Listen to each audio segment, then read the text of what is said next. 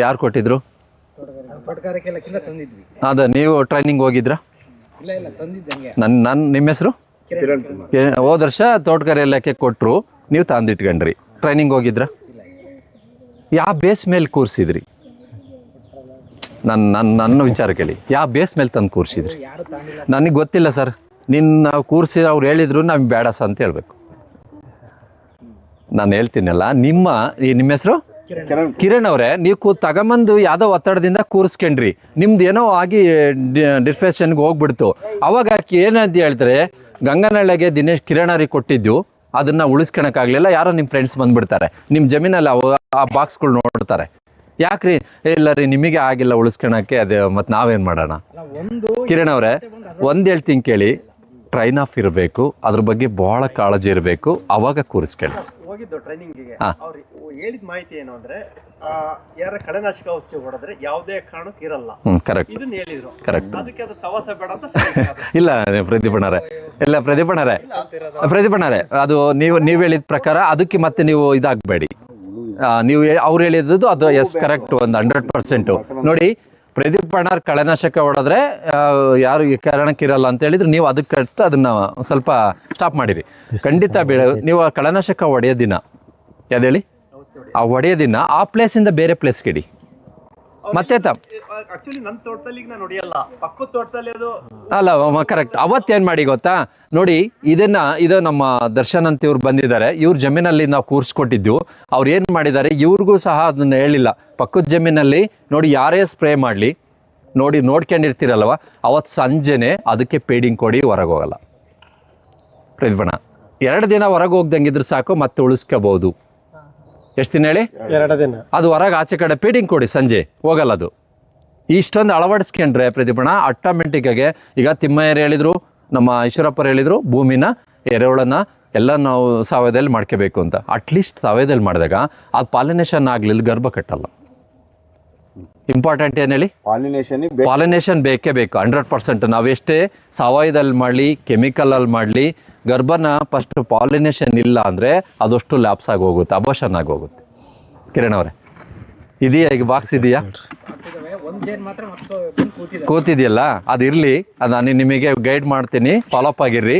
ಅದನ್ನೇ ಡೆವಲಪ್ ಮಾಡಿಕೊಟ್ಟು ಹೋಗ್ತೀನಿ ನಿಮಗೆ. ಮತ್ತೆ ದೊಡ್ಡ ಕೃಷಿ ಮಾಡಿಸ್ತೀನಿ, ಆಯ್ತಾ? ಯಾವ ಇದೆ ಊರ?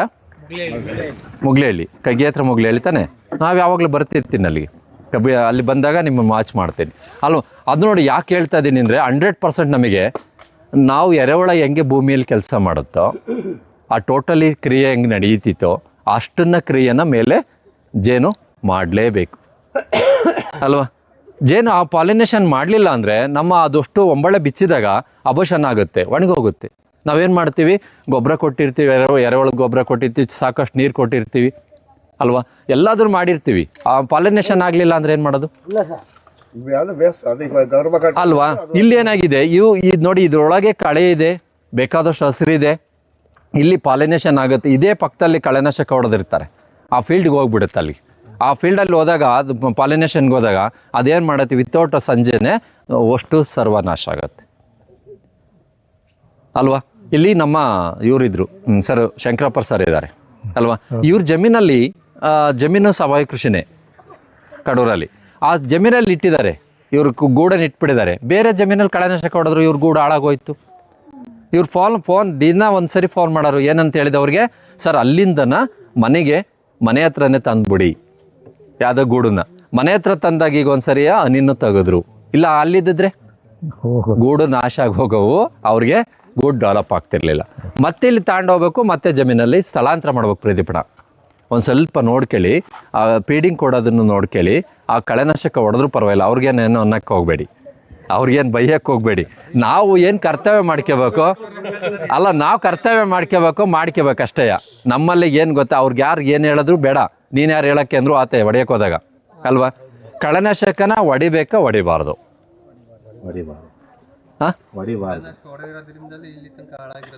ಅಲ್ವಾ ಸರ್? ನಾನು ಹೇಳಿದ್ದೆ, ಅದನ್ನು ಒಂದ್ಸರಿ ನಾವು ಅಪ್ಲೈ ಮಾಡಿದರೆ ಕಳೆನ ಭೂಮಿಗೆ, ನಾವು 6 ತಿಂಗಳು ಬೇಕು ಅದು ಮತ್ತೆ ಮರ್ಜ್ ಮಾಡೋಕ್ಕೆ. ಅದನ್ನು ಮರ್ಜ್ ಮಾಡೋದಕ್ಕಿಂತ ಫಸ್ಟ್ ಸುಮ್ಮನೆ ಇದ್ದುಬಿಟ್ರೆ, ನೀವು ಕಳೆನ ಹೊಡಿದಂಗೆ ಇದ್ಬಿಟ್ಟು, ಇವ್ರ ನಟರಾಜಣ್ಣರು ಬಿಟ್ಟಿದ್ದಾರಲ್ಲ, ಹಿಂಗೆ ಬಿಟ್ಬಿಟ್ರೆ 1 ವರ್ಷ ತನಕ ಏನು ಹುಟ್ಟಲ್ಲ, ಸಾಯಿತ್ತದು. ಮಲ್ಚಿಂಗ್ ಮಾಡಿ. ಕಾಂಗ್ರೆಸ್ ಗಿಡನು ಅಷ್ಟೇ ಆಮೇಲೆ ನೀವೇನು ಗೊತ್ತಾ, ಆಟೋಮೆಟಿಕ್ ಒಣಗುತ್ತೆ. ಪಾತಿ ಮಾಡಿ ಯಾವ್ದೇಳಿ ನಟಜನರ ಈಗೇನು ರೆಡಿ ಕರೆಕ್ಟ್ ಇದೆ. ಪಾತಿ ಮಾಡಿಬಿಟ್ಟು 4 2 ಬೀಜನ ವೆಲ್ವೆಟ್ ಬೀಮ್ಸನ್ನ ಅಪ್ಲೈ ಮಾಡಿ.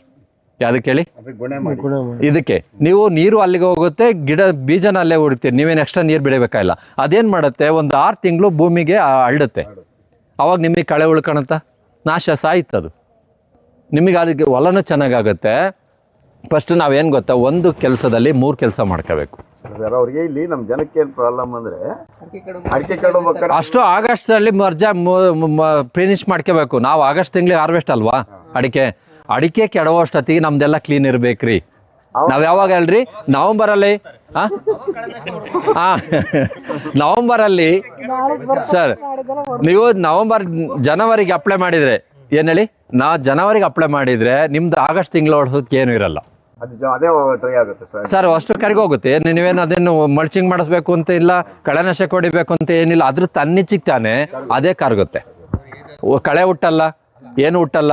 ಯಾವ ಕೆಲಸ ಯಾಕೆ ಮಾಡ್ಕೋಬಾರ್ದು?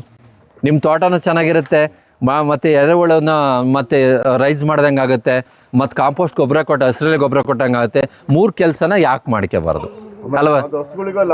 ಅಲ್ವಾ? ಅಲ್ವಾ ಅಂಥ ಒಂದು ಕೆಲಸಗಳನ್ನು ನೋಡಿ 150 ರೂಪಾಯಿ ಕೆಜಿ ಅದು. 1 ಕೆಜಿನ ಒಂದು 10 ಕೆಜಿ ತಂದರೆ ಮತ್ತೆ ನೀವು ಅದನ್ನು ದುಪ್ಪಟ್ಟು ಮಾಡಿ ಮಾರ್ಕೆಟರ ಮಾಡ್ಕೋಬೋದು, ನೀವರ ನಿಮ್ಮ ಫ್ರೆಂಡ್ಸಿಗೆ ನಿಮ್ಮ ಸ್ನೇಹಿತರಿಗೆ ಕೊಡ್ಬೋದು ಅಲ್ವಾ? ಇಷ್ಟನ್ನ ಕೆಲಸ ಮಾಡಿ. ಅದಕ್ಕೆ ನೋಡಿ, ಜೇನನ್ನ ಯಾಕೆ ಇಡಬೇಕು ಅಂದರೆ, ಒಂದು ಗೂಡು ಕುಟುಂಬ 1,000 ಜನ ಕೆಲಸ ಮಾಡ್ತಾರೆ. ಎಷ್ಟು ಹೇಳಿ? ಒಂದು ಕುಟುಂಬ ನಿಮ್ಮ ಜಮೀನಲ್ಲಿ ಇತ್ತು ಅಂದರೆ 1,000 ಜನ ಕೆಲಸ ಮಾಡ್ತಾರೆ. ಎರೆಹುಳ ನಿಮಗೆ ಗೊತ್ತಿಲ್ಲದಂಗೆ ಭೂಮಿ ಕ್ರಿಯೆ ಮಾಡುತ್ತೆ. ಅದು ಆಟೋಮೆಟಿಕ್ಕಾಗಿ ನಮಗೆ ಗ್ರೋತ್ ಮಾಡಿ ಇರೋದೆಲ್ಲ ಅಷ್ಟನ್ನು ಕ್ಯಾಸನ್ನೆಲ್ಲ ರಾ ಮೆಟೀರಿಯಲ್ಸೆಲ್ಲ ತಿಂದು ಕನ್ವರ್ಟ್ ಮಾಡಿಕೊಡುತ್ತೆ. ಇನ್ನೊಂದು ಕೆಲಸನ ನಮಗೆ ಎಲ್ಲಿ ಮೇಲ್ ಮಾಡಿಕೊಡುತ್ತೆ. ನಾವು ಹೋಗಿ 5ವರೆಗೆ ಪಾಲಿನೇಷನ್ ಮಾಡೋಕ್ಕಾಗತ್ತಾ? ಮಾಡ್ಬೋದಾ? ನಾವು ಏನು ಕೊಟ್ಟಿರೋದು ಜಾಗನ ಒಂದು ಜಾಗ ಕೊಟ್ಟಿದ್ದೀವಿ, ಅದಕ್ಕೆ ಒಂದು ಸ್ವಲ್ಪ ಅದಕ್ಕೆ ಕಾಳಜಿ ವಹಿಸ್ತೀವಿ. ಅದನ್ನು ನಮ್ಮದು ಇಡೀ ತೋಟನೇ 3 ಕ್ವಿಂಟಲ್ 2 ಕ್ವಿಂಟಲ್ ಅಡಿಕೆ ಜಾಸ್ತಿ ಆದರೆ ಯಾರಿಗೆ ಲಾಭ? ನಿಮಗೆ ಲಾಭ ತಾನೆ. ಇದನ್ನೊಂದು ಸ್ವಲ್ಪ ಫಾಲೋ ಮಾಡ್ಕೊಳ್ಳಿ ಸರ್, ಇನ್ನೇನು ಬೇಕಿಲ್ಲ. ಕಳೆ ಹೊಡೆಯೋದು ಫಸ್ಟ್ ಬಿಡಿ. ಯಾಕೆಂದರೆ ನಾನು ಫಸ್ಟ್ ಹೇಳ್ತಿದ್ದೆ, ತಾಯಿ 3 ಜನ ಅಂತೇಳಿ. ಯಾರು ಹೇಳಿ? ಈಗ ನಮ್ಮಲ್ಲಿ ಭೂಮಿ ತಾಯಿಗೆ ನಾವು ಅನ್ನ ಕೊಡೋ ತಾಯಿಗೆನೆ ನಾವು ಬಂಜಿ ಮಾಡ್ಕೊಂಡು ಹೊರಟಾಗ ಸರ್ ಮಿಷಿನ್ ಒಂದು ಸತಿ ಅಪ್ಲೈ ಮಾಡಿ, ಏನು ತೊಂದರೆ ಇಲ್ಲ. ಯಾವಾಗ ನಿಮಗೆ ಈಗ ಇದೇನಂತ ಅಷ್ಟೊಂದು ಹೆವಿ ಅಂತ ಅಲ್ಲಿ ಕಳೆಯಲ್ಲ ಸರ್. ಈ ಮಟ್ಟಕ್ಕೆ ಏನಾರು ಬಂದರೆ ಮಿಷಿನ್ ಅಪ್ಲೈ ಮಾಡಿದಾಗ ಅದೊಟ್ಟು ಟೋಟಲಿ ಮಲ್ಚಾಗುತ್ತೆ. ನೀವು ಒಂದ್ಸರಿ ಮಾಡಿ. ಮತ್ತೆ ನೀವೇನು ಮತ್ತೆ ವೆಲ್ವೆಟ್ ಬೀಮ್ಸನ್ನು ಜಾಸ್ತಿಯ ಉಪಯೋಗಿಸ್ದಂಗೆ ಒಂದ್ಸರಿ ಬೆಳೆ ಅದು ಒಂದ್ಸರಿ ಕಾಯಾಗಿ ಈಚಾದರೆ ಅದರೊಳಗೆ ಬೀಜ ಆದರೆ ನೀವು ಉಣ್ಣೋದೇ ಬೇಡ ಸರ್, ಅಪ್ಲೈ ಮಾಡೋದೇ ಬೇಡ, ತನ್ನಿಚ್ಚಿಗೆ ತಾನೇ ಬೆಳೀತಾ ಹೋಗುತ್ತೆ. ಅವಾಗ ಏನು ಮಾಡೋಕೆ ಅಪ್ಲೈ ಮಾಡ್ತೀರಿ ಅಲ್ವಾ? ಬೇಕೇ ಏನೂ ಇಲ್ಲ. ಅವ್ರು ಹೇಳಿದರು ಈಶ್ವರಪ್ಪ 6,000 ರೂಪಾಯಿ ಎಕರೆ ಅಂತೇಳಿ, ಅದನ್ನ ನಿಮ್ಮ ಉಳಿಯುತ್ತೆ, ನಿಮ್ಮ ತೋಟನೂ ಚೆನ್ನಾಗಿರುತ್ತೆ. ಏನು ಗೊತ್ತಾ, ನಿಮ್ಮ ಡ್ರಿಪ್ ನೋಡೋಕ್ಕಷ್ಟೇ ನಿಮಗೆ, ಆಮೇಲೆ ಅಡಿಕೆ ಹಾರ್ವೆಸ್ಟ್ ಮಾಡೋಕ್ಕಷ್ಟೇ ತಾನೆ. ಇನ್ನೊಂದು ವಿಚಾರ ಇಷ್ಟೇ ಪ್ರದೀಪಣ್ಣರ, ದಿನೇಶ್ ಅಣ್ಣರೇ, ಫಸ್ಟು ಗೆಣಸನ್ನು ಅಪ್ಲೈ ಮಾಡಿ. ನಾನು ಹೇಳ್ತೀನಲ್ಲ, ಗೆಣಸನ್ನು ಅಪ್ಲೈ ಮಾಡಿದಾಗ ಇಡೀ ಗೆಣಸು ನಿಮಗೆ ಸ್ಪ್ರೆಡ್ ಆದಾಗ ಕಳೆನೂ ಬರಲ್ಲ, ಬೇಸಗೆ ಎಲ್ಲ ಏನೂ ಇಲ್ಲ. ನಿಮಗೆ ಗೆಡ್ಡೆ ಅದು ಎಷ್ಟು ಗೆಡ್ಡೆ ಇದ್ದಂಗೆ ಭೂಮಿ ಅದು ಲೂಸ್ ಆಗ್ತಾಯಿರುತ್ತೆ. ಬೇಸಗೆ ಅಂತ ಪದ್ಧತಿ ಬೇಡ. 40 ಎಕರೆಗೆ ನಾವು ಗೆಣಸನ್ನು ಅದರೊಳಗೆ ಅರಿಶಿನೂ ಮಾಡಿದ್ದೀವಿ. ಆಮೇಲೆ ಇಷ್ಟ ಹತ್ರ ಬಳ್ಳಿ ಬಂತ ಅದ್ರೊಳಗೆ ಏನು ಮಾಡಿ ಒಂದ್ಸರಿ ವೀಲ್ ಕಟ್ರ್ ಹೊಡೆದ್ ಬಿಡಿ, ಮತ್ತೆ ಅಪ್ಲೈ ಆಗುತ್ತೆ. ಇಷ್ಟು ಮಾಡೋಕ್ಕಾಗಲ್ವಾ? ಒಂದ್ಸರಿ ತ್ರಾಸಾಗುತ್ತೆ. ಏನು, ನಾವು ಎಲ್ಲಿ ಆ ಗೆಣಸನ್ನು ಎಲ್ಲಿ ತಂದು ಉಣ್ತೀವಿ ಅಂದರೆ ಗುಣಸುತ್ತ ಮಾಡಬೇಕು, 4 ಪೀಸ್ ಉಣ್ಬೇಕು. ಗಿಡದ ಸುತ್ತ 4 ಪೀಸ್ ಉಣ್ಬೇಕು. ಅದು ಏನಾಗುತ್ತೆ, 1-2 ವರ್ಷಕ್ಕೆ ಇಡೀ ತೋಟನೇ ಸ್ಪ್ರೆಡ್ ಆಗಿ ಹೋಗುತ್ತೆ. ಬೇಸವಿಲ್ಲ, 0 ಆಗುತ್ತೆ. ನಿಮ್ಮ ತೋಟದಲ್ಲಿ ಕಳೆ ಇಲ್ಲ, ಔಷಧಿ ಹೊಡೆಯಂಗಿಲ್ಲ, ಮಿಷಿನ್ ಹೊಡೆಯಂಗಿಲ್ಲ, ಯಾವುದು ಇಲ್ಲ. ಅಲ್ಲಿಗೆ ನಿಮಗೆ ಎಷ್ಟು ಒಳ್ಳೆ ತ್ರಾಸಾಗಿ ಇಷ್ಟೆಲ್ಲ ಮಾಡ್ಬೋದಲ್ಲ. 1 ಎಕರೆ ಮಾಡ್ಕೊಳ್ಳಿ ಫಸ್ಟು, ಅದನ್ನ ಬೀಜ ತಗೊಂಡು ಇನ್ನೊಂದು ಎಕರೆ ಮಾಡ್ಕೊಳ್ಳಿ. ಹಿಂಗೆ ಅದನ್ನು ಎಕ್ಸ್ಟೆಂಡ್ ಮಾಡ್ಕೊಂತ ಹೋಗಿ.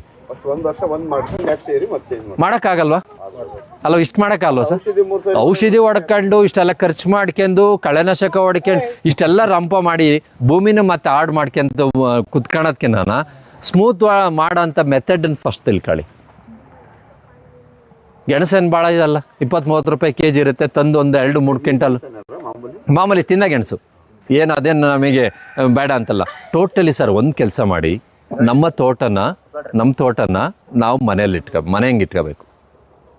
ಮೊನ್ನೆ ದಿನೇಶನ ನಾವು ಇದಕ್ಕೆ ಹೋಗಿದ್ದೆ ನಾನು, ಅದು ಕುಕ್ಕೋಡಕ್ಕೆ. ಅಲ್ಲಿ ಪೂರ್ತಿ ಎಲ್ಲ ಗದ್ದೆ ಅಲ್ಲ, ಒಬ್ಬರು ಗೌಡ್ರು ಅರೇಂಜ್ ಮಾಡಿದರು, ಒಂದು 2,000 ಜನ ಸೇರಿದರು. ತರಕಾರಿ ಎಲ್ಲಿ ತರ್ತೀರಿ? ವಾರಕ್ಕೊಂದ್ಸರಿ ತರಕಾರಿಗೆ ಹೋಗ್ತಿರಲ್ಲ, ಸಂತಿಗೆ ಹೋಗ್ತೀರಿ, ಮ್ಯಾಕ್ಸಿಮಮ್ ಒಂದು ಮನೆಗೆ 500 ರೂಪಾಯಿ ತರಕಾರಿ ಬೇಕು ಅಲ್ಲ ದಿನೇಶನ್? ತಿಂಗಳಿಗೆ ಕನಿಷ್ಠ ಅಂದರೆ 2,000 ರೂಪಾಯಿ ಬೇಕು, ವರ್ಷಕ್ಕೆ 24,000 ಬೇಕು. ನಮ್ಮ ಮನೆಯಲ್ಲಿ ಯಾವ ಕಾರ್ಯಕ್ರಮಗಳು ಇನ್ನೊಂದು ಏನಂದರೆ ಮತ್ತೊಂದು 5,000 ಆಡ್ ಮಾಡೋಣ, 30,000 ತರಕಾರಿ ನಾವು ಇವತ್ತು ಪ್ರೆಸೆಂಟಾಗಿ ತಿಂತೀವಿ. ಈಗ 4 ದಿನದಲ್ಲಿ 3 ದಿನದಲ್ಲಿ ಕೋಲಾರ, ಬೆಂಗಳೂರಲ್ಲಿ ಟೋಟಲಿ ತರಕಾರಿ ಮೇಲೆ ಪ್ರಯೋಗ ಮಾಡ್ತಾ ಇದ್ದಾರೆ. ಅದರಲ್ಲಿ ಬದನೆ ಟೋಟಲಿ 19 ಸೀಸ ಐತೆ ಅದರಲ್ಲಿ ಸರ್. ನೋಡಿರ್ಬೇಕು, ಪೇಪರಲ್ಲಿ ಬಂದಿದೆ, ಟಿ ವಿಯಲ್ಲಿ ಬಂದಿದೆ.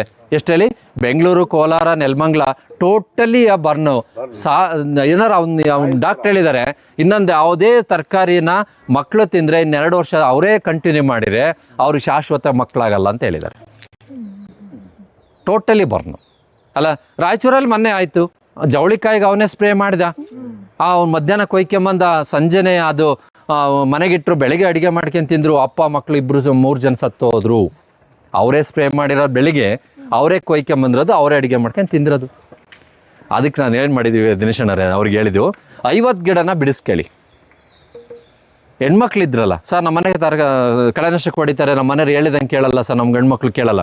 50 ಗಿಡನ ಅಡಿಕೆ ಗಿಡನ ಬಿಡಿಸ್ಕೊಂಬಿಡಿ.